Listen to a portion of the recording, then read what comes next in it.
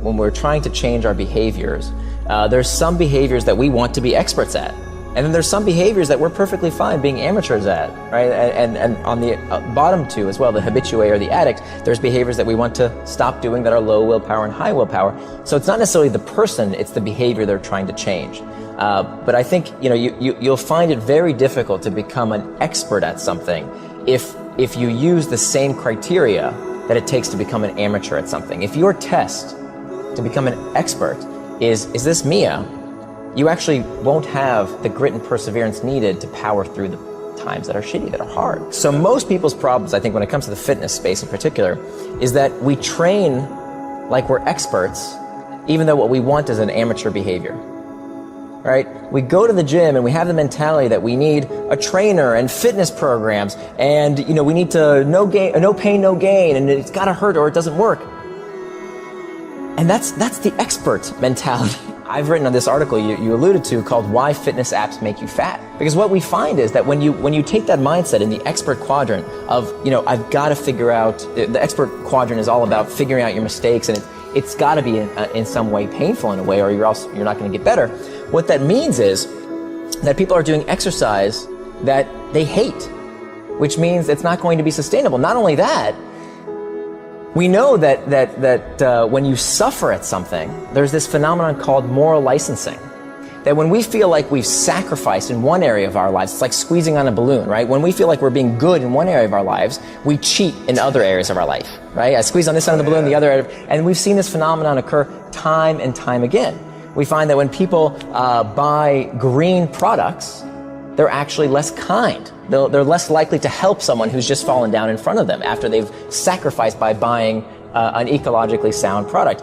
Some of the highest insurance rates on the road today are from a car that you wouldn't expect it. It's not Ferraris and Lamborghinis. Some of the highest insurance rates are for blue Priuses.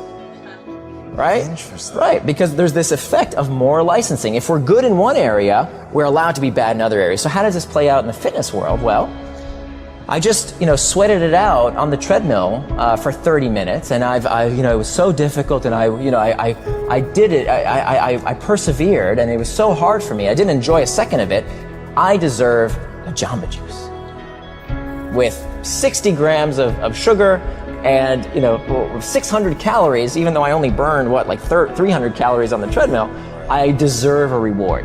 And unfortunately, when bringing it back to the technology industry, a lot of fitness apps today only look at that side of the equation. They're only about getting your step counts because they're using the expert mode as opposed to the amateur mode. So we talked about the top of that behavior change matrix, right? These do behaviors that are either low willpower or high willpower. At the bottom of that behavior change matrix are the don't behaviors, the things we want to stop doing. And so there again, we have low willpower and high willpower. So what I've utilized it in my life is using a technique I call progressive extremism. Progressive extremism. And the idea is that, the problem with diets and the reason that diets make us fat is that they train our brains to anticipate scarcity. And of course, what you're doing when you train the brain to do something is that you're heightening the awareness. You're making us, these diets train us to expect, okay, I'm suffering today, but as soon as this diet ends and I can fit into my wedding dress, or the graduation ceremony comes, or here's my goal by the end of the year, I'm gonna, be at this weight. As soon as I free myself from that diet, and that's the problem. So instead of saying, a diet that has this time-based endpoint, what I advocate for is progressive extremism. So pick something that you want to stop eating, in this case, if food is is the behavior we're trying to change. And the criteria is pick something that you can give up without too much trouble, but you can give it up for the rest of your life. Why would I want to do something temporarily and then go back to eating the way I used to eat? That doesn't make any sense. Of course I'm going to gain the weight.